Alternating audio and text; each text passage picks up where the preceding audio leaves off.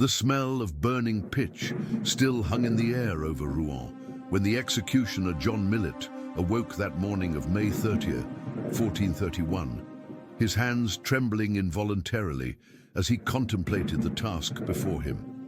He had executed hundreds of condemned men throughout his career, but never a maiden who claimed to hear the voice of God, never anyone whose eyes shone with such absolute conviction that it was disturbing. In the preceding weeks, rumors whispered in Rouen taverns spoke of impossible miracles. Guards swore they had seen light emanating from the prisoner's cell. Clerics emerged from their interrogations visibly shaken, murmuring prayers compulsively, as if trying to ward off some supernatural presence that had touched them during questioning. Joan of Arc had reached the height of her influence only 2 years earlier, when her boots first rang across the courtyard of Chinon Castle, echoing against the ancient stones with a confidence that defied her peasant origins. Her 17 years carried an inexplicable authority that made veteran nobles instinctively bow their heads. The Dauphin, Charles himself, had been confronted by this dark-haired young woman with penetrating eyes who recognized him instantly among a throng of courtiers, even though he had deliberately disguised himself among his vassals. Gentle Dauphin, she had said, her voice cutting through the court's murmur like a sharp blade. God has sent me to crown you at Reims and drive the English from our sacred land. No one had told her what the prince looked like. No one had even confirmed his identity, but she knew him, as if the Creator himself had whispered in her ear during long vigils in Domremy. The transformation that followed was almost supernatural in its speed and completeness. Within weeks, the daughter of peasants was riding at the head of armies, her silver armor gleaming under the sun as she raised the white banner embroidered with the names of Jesus and Mary in golden thread. Orléans, besieged for months by the English, was liberated in just 4 days after her arrival. The French soldiers, who had spent decades retreating in defeat after defeat, now advanced with renewed ferocity, as if Joan's very presence had rekindled a long-extinguished flame in their hearts. She did not merely command, she prophesied. Before each battle she knelt in prayer, and when she rose, her eyes shone with unwavering certainty about the outcome of the coming clash. God has already decided, she would say, and her words spread through the ranks like wildfire, transforming demoralized soldiers into invincible warriors. But the power that elevated her also began to consume her imperceptibly. The first signs were subtle. Her prayers grew longer, almost compulsive, during which she remained motionless for hours, her lips moving silently while tears ran down her cheeks without her seeming to notice. Military commanders began reporting strange behaviors. Joan talking to herself during marches, answering voices no one else heard, her expressions alternating between ecstasy and terror in a disturbing manner. John Dolan, her faithful squire, recorded in his later memoirs that after the victory at Jargeau, he found her alone in her tent, kneeling before her banner, whispering repeatedly, "Why did no one tell me the pain would be so great? Why did no one prepare me for the burden of the souls that depart?" When he approached, she turned with red, swollen eyes, but denied she was crying, insisting she felt only the joy of serving the Almighty. Her capture at Compiègne on May 23, 1430, marked the beginning of a deterioration that would be both physical and spiritual. The Burgundians who seized her reported that even chained and wounded, she continued proclaiming that her saints, St. Michael, St. Catherine, and St. Margaret, had not abandoned her.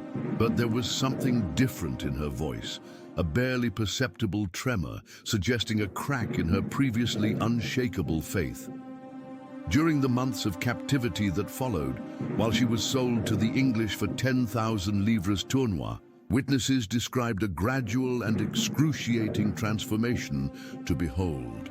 Her hair, which she had cut as a sign of divine dedication, began to grow back, but irregularly, creating a wild appearance that shadowed her face. Her cheeks, once flushed by life in the open air and confidence in her mission, took on a waxy pallor that made her eyes seem even more intense and unsettling. The trial in Rouen was a masterpiece of psychological manipulation led by Pierre Cochon, Bishop of Beauvais, a man whose political ambition hid beneath a cloak of religious orthodoxy. Cochon had studied the most refined inquisitorial methods and knew that breaking Joan would require more than threats of death. It would require shattering the very foundation of her spiritual identity. The interrogation sessions held in the chapel of Rouen Castle were theatrically designed to intimidate. More than 40 clerics dressed in black formed a semicircle around the young prisoner, their grim faces illuminated only by light filtered through the Gothic stained glass. The smell of incense mingled with the musty odor of ancient stone, creating a suffocating atmosphere that seemed to drain the oxygen from the room. During the early interrogations, Joan maintained her defiant posture, answering questions with a clarity and wit that surprised even her most experienced inquisitors. When asked about her voices, she responded with precise and consistent details. St. Michael appeared to her as a man of indescribable beauty, his wings shining like polished silver, while St. Catherine and St. Margaret came to her as maidens dressed in white, their hair drifting as if moved by celestial breezes. She described not only their appearances, but the scents that accompanied them, a perfume of roses and lilies that lingered in the air long after her visions ended. "I see them with my bodily eyes," she insisted, "just as I see you now. Lord Bishop, their voices are clearer than yours and sweeter than any earthly music." But Cochon was patient and methodical in his cruelty. Day after day, week after week, he returned to the same questions, varying only the phrasing, searching for microscopic inconsistencies to exploit. He ordered scribes to record every word, every pause, every hesitation of Joan, building a detailed file of her responses that would later be used to construct logical traps impossible to escape. The bishop also introduced elements of sensory deprivation. The interrogations took place at irregular hours, sometimes in the middle of the night, when the human mind is most vulnerable. Joan's food was gradually reduced, weakening not only her body, but her capacity for concentration and mental resilience. The first real crack in her spiritual armor appeared during the interrogation on February 27th. When asked if she was certain she was in a state of grace, Joan hesitated for the first time. Her lips parted, but no sound emerged for long seconds. That felt eternal in the silent chapel. Finally, with a slightly trembling voice, she replied, "If I am not, may God place me there. If I am, may God keep me." It was a theologically sophisticated answer, avoiding the trap of claiming sure knowledge of her spiritual state, something that would be considered heresy. But to those who knew her well, the hesitation revealed a corrosive doubt beginning to seep into her once crystalline consciousness. The English jailers, instructed by Cochon, intensified the psychological pressure. They chained her in her cell, not just to prevent escape, but to humiliate her constantly. The chains were deliberately heavy and loud, so that every movement produced a metallic sound that reminded her ceaselessly of her prisoner's condition.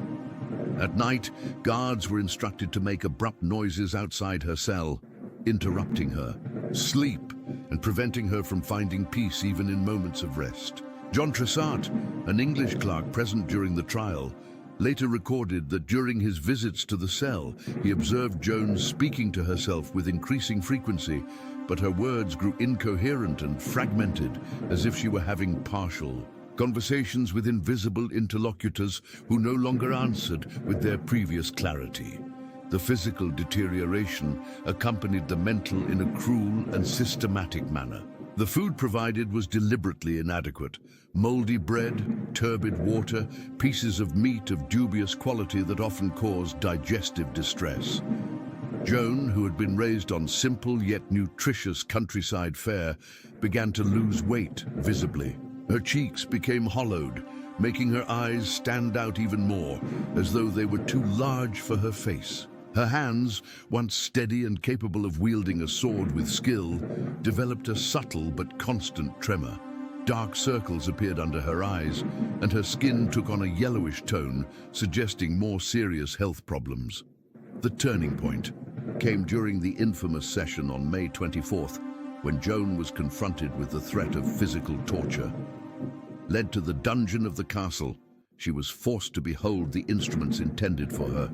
The rack that would dislocate her joints, pincers for plucking out fingernails, iron tips heated until they glowed.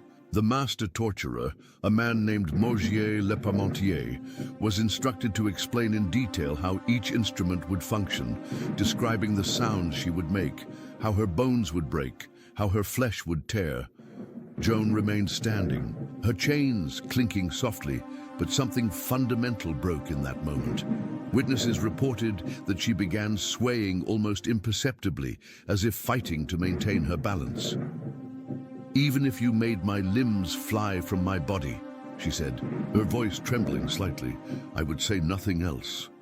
But after a pause that seemed to last an eternity, she added, almost whispering, "And if I said something different, then you made me speak by force."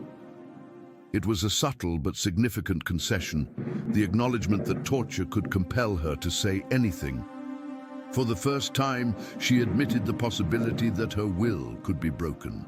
It was then that Cochon decided to deliver the final blow, the theater of the false abjuration.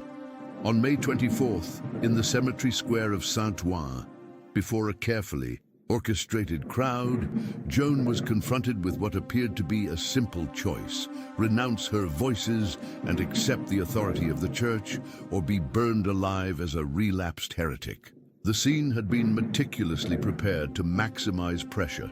A stake was already stacked with wood, and visible, the executioner waited with his torch lit, and thousands of spectators shouted curses and threats.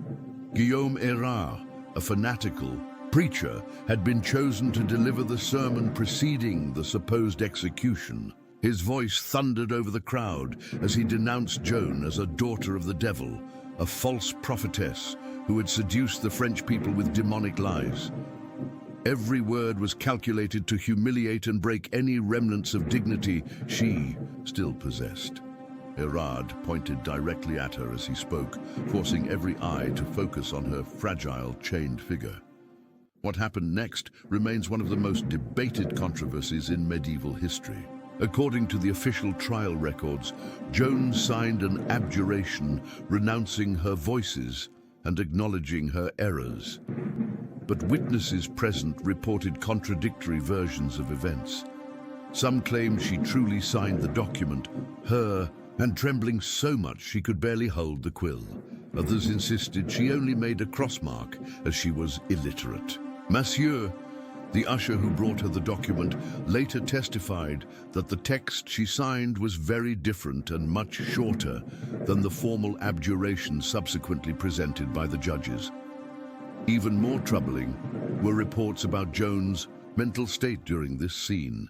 John Monsieur described that she seemed as though not present, her eyes fixed on a point on the horizon, apparently oblivious to the chaos around her. When asked if she understood what she was signing, she supposedly replied, "I do what my saints tell me to do." But when asked to explain what her saints had ordered, she remained silent, only shaking her head slowly from side to side. The supposed abjuration granted Joan only a temporary reprieve from her suffering. She was taken back to her cell, but now faced a new form of torment, the corrosive guilt of having apparently betrayed her divine mission. The jailers reported that she spent the next night in extreme agitation, alternating between convulsive fits of crying and disturbing silences during which she remained completely motionless, like a wax statue. It was during that night of May 24, 25, that, according to her later confession, her voices returned with an intensity she had not experienced in months. But now they brought not consolation, but reproach. Saint Michael, Saint Catherine, and Saint Margaret appeared to her, according to her words, with great sadness, lamenting that she had chosen to save her mortal life at the expense of her immortal soul. They told me, she would later confess, that I had committed a great evil by accepting to make the abjuration to save my life, and that I was damning myself to save my life. The weight of this revelation was devastating for a young woman who had based her entire identity on absolute obedience to her heavenly voices. During the hours that followed, witnesses reported strange sounds coming from her cell, a cry that seemed to originate from the depths of her soul, interspersed with what sounded like loud conversations, though only one voice could be heard. When guards asked her whom she was speaking to, she simply replied, "To those who never abandon me, even when I abandon them." The decision to don her male clothing again was the final catalyst for her definitive condemnation. On the morning of May 28th, the jailers found her dressed once more in the men's attire she had worn during her military campaigns. According to the records, when asked why she had broken her promise to wear women's clothes, she replied with a clarity she had not shown in weeks, "I never swore not to resume men's clothing. My voices told me it was great iniquity, that I made the abjuration to save my life. They told me I was damning myself to save my life." But there is evidence that the matter of her clothing was, in fact, a final trap, orchestrated by her captors. John Massieu later testified that the women's clothes had been deliberately removed from her cell, leaving only the men's clothes available.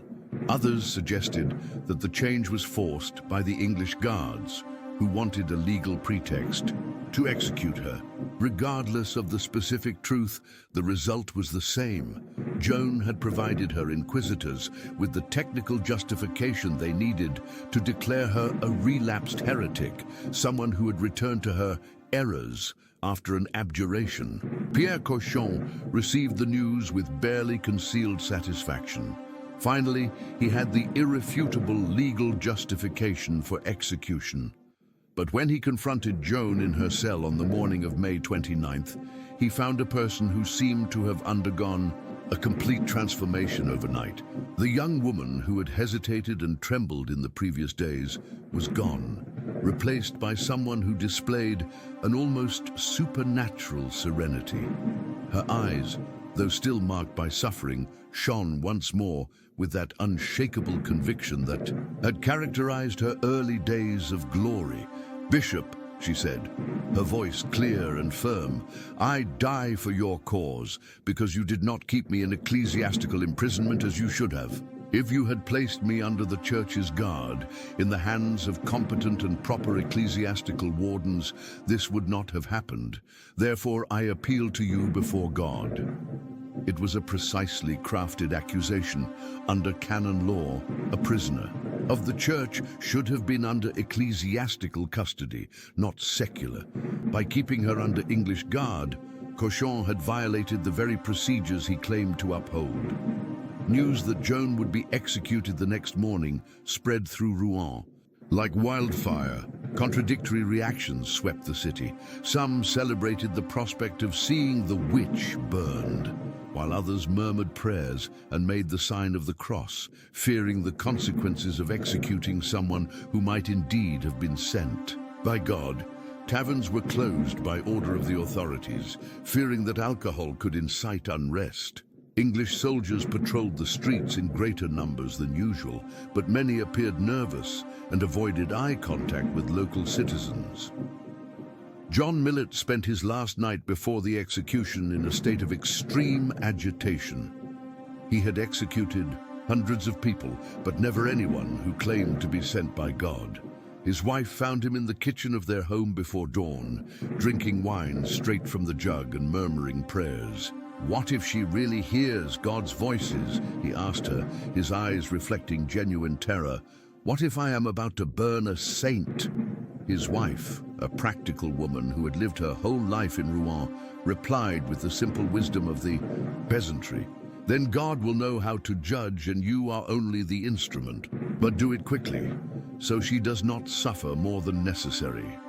The morning of May 30th, 1431, dawned under a leaden sky that seemed to reflect the city's somber mood.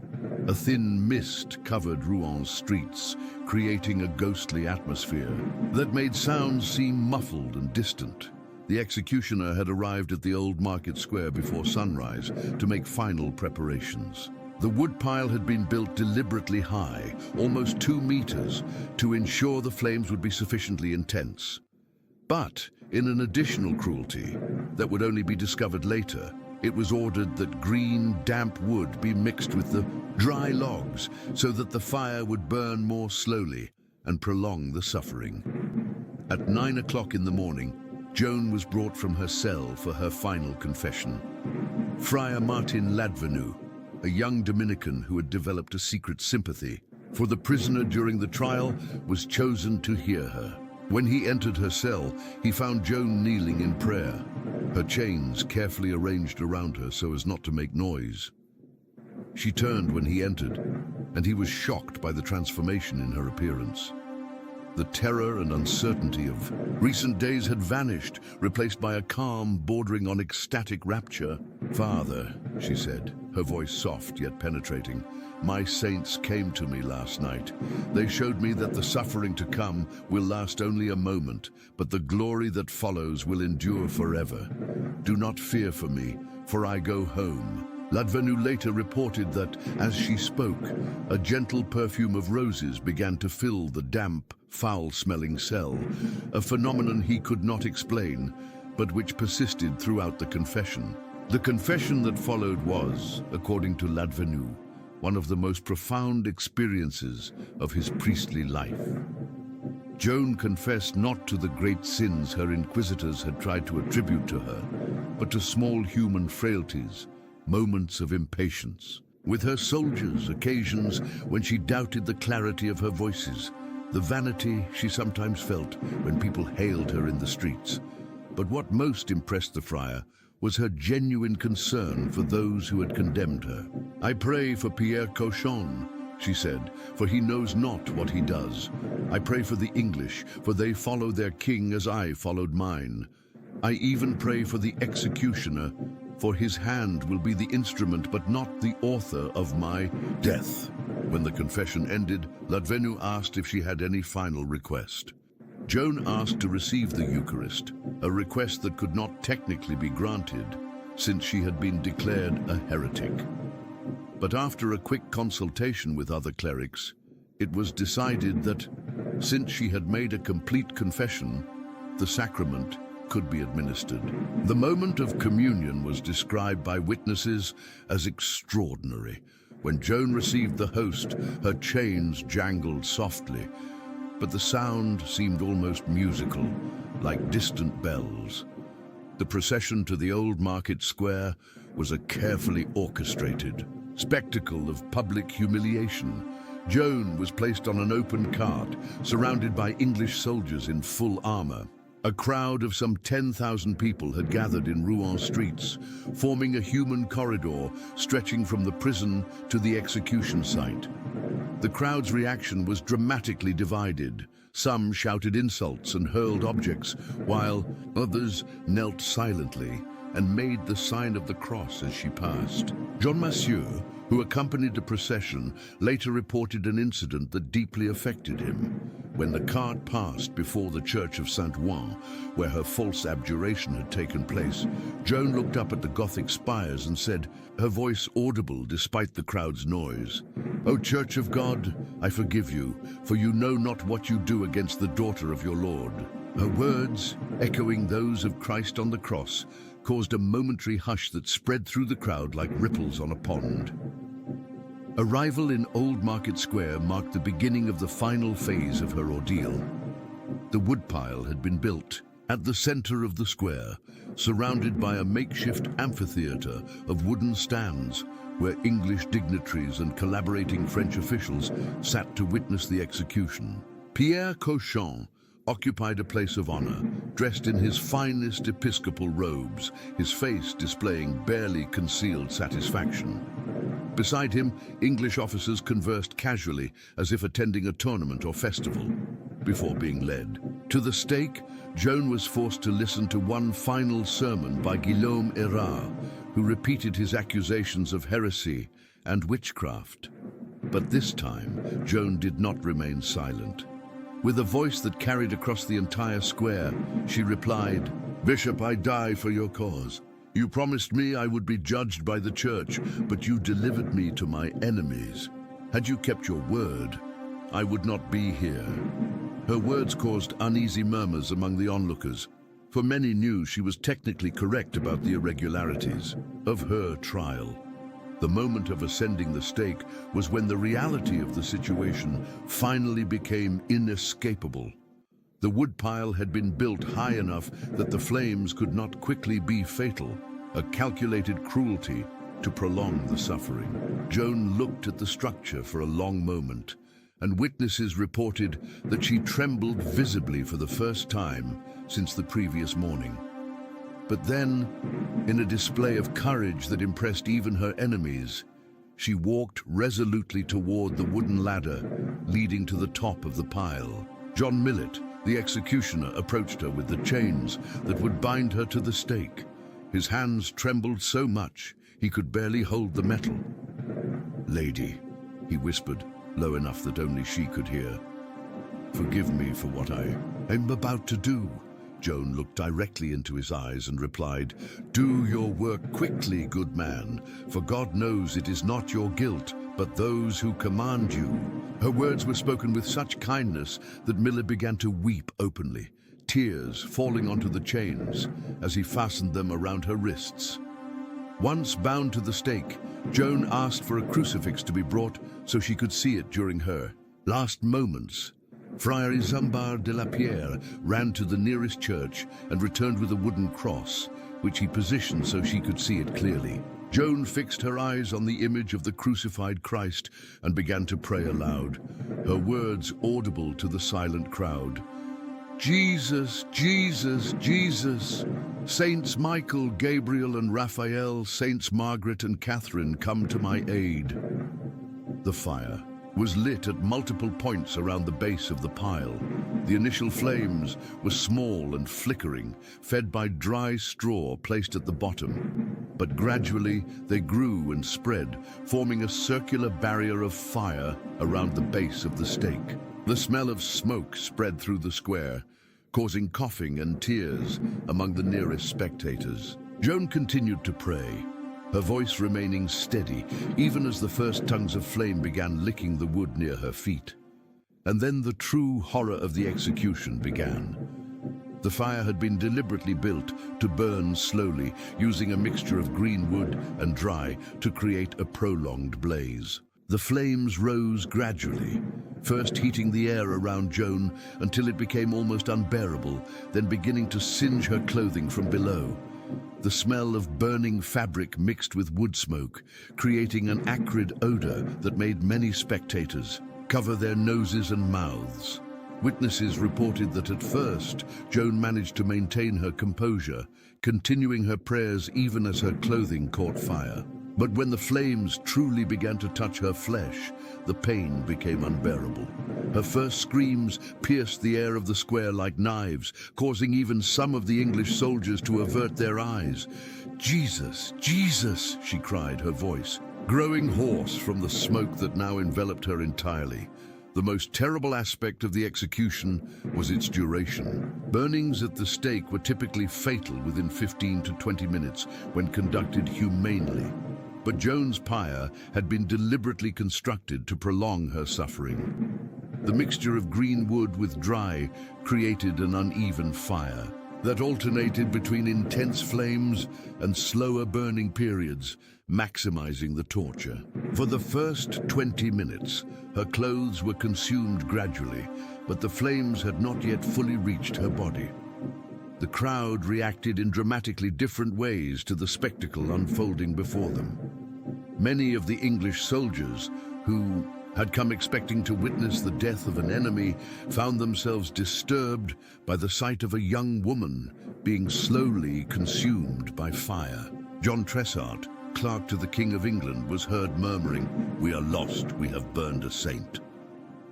His words were quickly repeated through the crowd, creating a wave of unease that spread like contagion. During the most intense moments of the burning, When the flames finally reached her torso, Joan alternated between periods of consciousness and unconsciousness due to extreme pain and smoke inhalation. In her lucid moments, she continued to cry out the names of Jesus and her saints, her voice growing progressively weaker and hoarse. Witnesses reported that even in her agony, she tried to keep her eyes fixed on the crucifix that Friar Isambard held aloft for her. About 30 minutes after the fire began, something extraordinary occurred that was reported independently by multiple witnesses. As the flames surrounded Joan's body, many in the crowd swore they saw a white dove fly from the flames into the sky.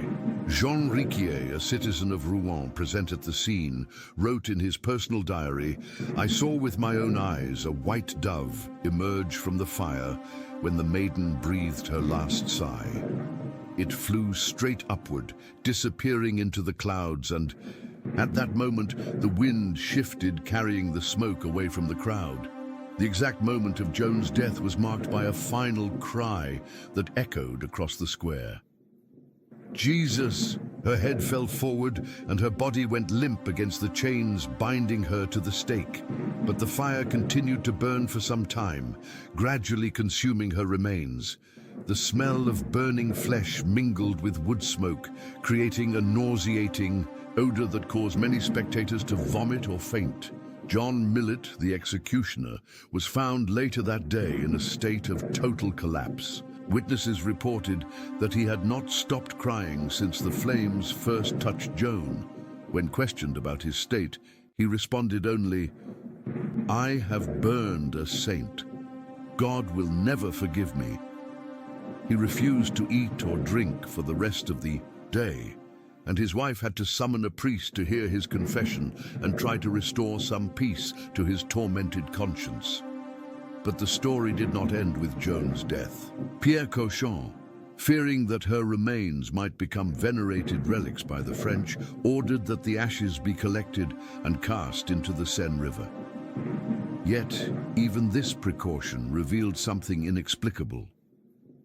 When the executioners went to remove the remains from the extinguished pyre, they discovered that Joan's heart had remained intact among the ashes, refusing to burn completely despite the intensity of the fire. John Millet reported this phenomenon to several clerics, insisting that he had tried multiple times to place more wood specifically around the organ, but it remained miraculously preserved. This discovery caused panic among the English authorities and their French collaborators. If Joan's heart had survived the flames, it could be interpreted as a divine sign of her innocence and sanctity. Urgent orders were given for the heart to be immediately cast into the river along with all the other ashes, but rumors about the miracle had already begun to spread through Rouen and beyond. In the days following the execution, strange reports began emerging throughout the city. Women who had insulted Joan during her final procession reported disturbing dreams in which she appeared to them, not in wrath, but in forgiveness, begging them to pray for France and for those who had condemned her. English soldiers began reporting visions of a young woman dressed in white appearing on the walls of the castle during the early morning hours. Always at the same time, Joan had performed her morning prayers when alive. Pierre Cauchon tried to suppress these reports, but they spread more rapidly than he could control. His own health began to deteriorate rapidly after the execution. Those close to him reported that he developed severe insomnia, waking frequently. At night, screaming about voices that would not leave him in peace. His servants sometimes found him wandering the halls of his residence at dawn, murmuring compulsive prayers and repeatedly making the sign of the cross. The reaction in Paris, when news of the execution arrived, was one of shock and horror, even among those who had supported the English. The University of Paris, which had initially endorsed the trial, quickly began distancing itself from the Rouen tribunal's conclusions. Scholars who had remained silent during the trial now privately expressed their doubts about the legitimacy of the proceedings and the fairness of the sentence. More significant still was the impact of Joan's death on the 100 Years. war itself. Far from demoralizing the French, her execution galvanized them in a way her life had never fully achieved. The image of a young maiden being burned alive by foreign invaders became a powerful symbol, uniting nobles and peasants alike in a common cause. French military commanders who had hesitated in their campaigns now fought with renewed ferocity, often crying, "Remember Joan," before charging into enemy lines. Charles VII, who had remained conspicuously passive during Joan's captivity and trial, was forced to confront the political implications of her execution. If Joan had truly been sent by God to crown him, then her death as a heretic cast doubt on the legitimacy of his own coronation. Royal advisors began pressing for a formal review of the trial, not only to rehabilitate Joan's memory, but to validate the French royal dynasty. The process of rehabilitation, which would formally begin in 1450, revealed the extent of the irregularities and manipulations characterizing the original trial. Witnesses who had remained silent out of fear now came forward to report the pressures and threats they had endured. John Massieu testified about the instructions he received to record only certain parts of Joan's responses, omitting anything that might sound too wise or theologically sophisticated. Guillaume Manchon, the chief scribe, admitted having been forced to alter certain transcripts to make them more incriminating. Friar Martin Ladvenu, who had heard Joan's final confession, provided the most poignant testimony during the rehabilitation process. He described in detail the supernatural serenity she had displayed in her last hours, in stark contrast to the terror and uncertainty of the preceding days. She died, he testified, not as a heretic in despair, but as a martyr in ecstatic joy. Her final thoughts turned not to herself, but to those who had harmed her. The formal rehabilitation of Joan of Arc in 1456 was more than a historical correction. It was an acknowledgement that her trial had been a judicial farce from the start.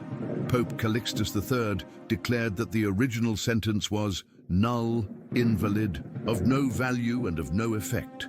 But these words arrived 25 years too late to save a young woman who had died in agony in the flames of Rouen. Joan of Arc's canonization in 1920 represented the final recognition by the Church that a terrible injustice had been committed in her name. But for those who witnessed her execution, that official validation came centuries too late. John Millet died only 3 years after the execution, his final years marked by guilt he could never fully overcome. On his deathbed, he repeated the same words he had murmured on the day of the burning: "I burned a saint." Over the centuries, Joan of Arc's story became more than the account of a young woman who claimed to hear heavenly voices. It transformed into a profound meditation on power, faith, corruption, and the human capacity for both absolute good and absolute evil. Her death revealed how institutions that supposedly upheld sacred principles could be corrupted by political ambitions, how fear could turn apparently righteous men into torturers, and how individual courage could transcend even the most desperate circumstances. The true horror of Joan of Arc's execution did not lie solely in the physical cruelty of her death, but in the systematic destruction of a soul that had found divine purpose in a time of national despair. Her inquisitors did not content themselves with simply killing her. They tried to break her faith, destroy her conviction, and force her to renounce everything that had given her brief but extraordinary life meaning. That she maintained her faith until the end, even in the face of the most extreme physical and psychological torture, became the true miracle of her story. Her execution also revealed the fragility of the very institutions that condemned her. Pierre Cauchon, who had orchestrated the entire process with Machiavellian precision, found himself haunted by the ghosts of his own actions. The Church, which had lent its moral authority to a judicial charade, was forced to confront its own corruption and fallibility The English, who had hoped that Joan's death would break the French spirit, discovered they had created a martyr whose symbolic power in death was greater than it had ever been in life. In the flames of Rouen, more than the body of a young peasant girl was consumed. Burning there were also illusions about divine justice, about the infallibility of religious institutions, and about the ability of the powerful to suppress inconvenient truths through violence. But from those same flames emerged something indestructible, proof that the human spirit, when anchored in genuine conviction, can transcend any torture, any humiliation, any attempt at annihilation. The true tragedy of Joan of Arc's death was not that a young woman was burned, but that her death was wholly unnecessary.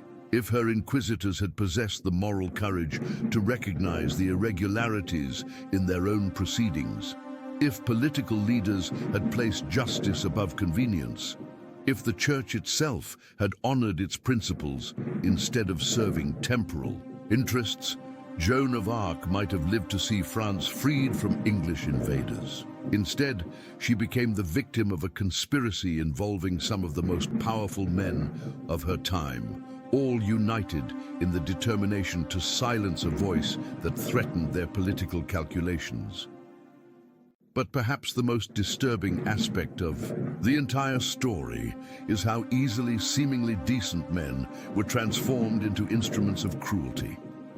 John Millet had been a professional executioner for decades, carrying out criminal executions without particular remorse. Yet something in Joan's execution shattered him completely, suggesting that even he recognized he was participating in something fundamentally different, not the execution of a criminal, but the murder of an innocent. Joan of Arc's execution remains, 6 centuries later, a grim reminder of how fear, ambition, and fanaticism can combine to produce monumental injustices.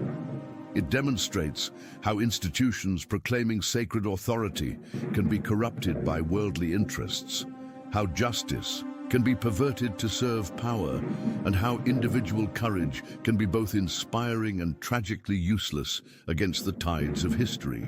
Yet the story also offers a lesson about the enduring nature of truth. No matter how much Pierre Cauchon and his conspirators attempted to control the narrative, no matter how much they tried to suppress evidence and silence witnesses, the truth about Joan of Arc's trial eventually emerged.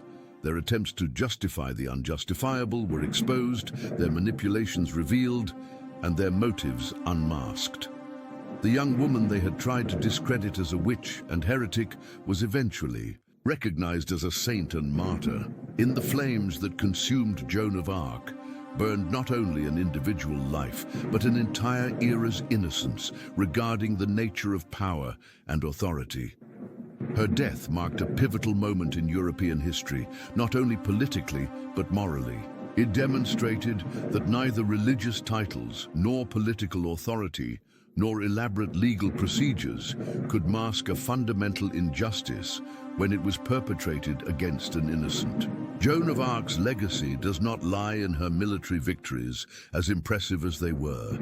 It does not lie in her claims of divine communication, as sincere as they may have been. It lies in the way she faced her death, with courage, dignity, and forgiveness for those who had harmed her. In those final moments in the flames of Rouen, she transcended her specific historical circumstances to become an eternal symbol of the human capacity to maintain faith and compassion even in the face of the most extreme adversity. Joan of Arc's execution was, indeed, far more terrible than most people imagine, not only because of the physical circumstances of her death, but because of the systematic destruction of a pure soul by men who should have been her protectors. Yet it was also more inspiring than words can express, for it demonstrated that even in the most desperate circumstances, the human spirit can find ways to transcend its suffering and touch the eternal.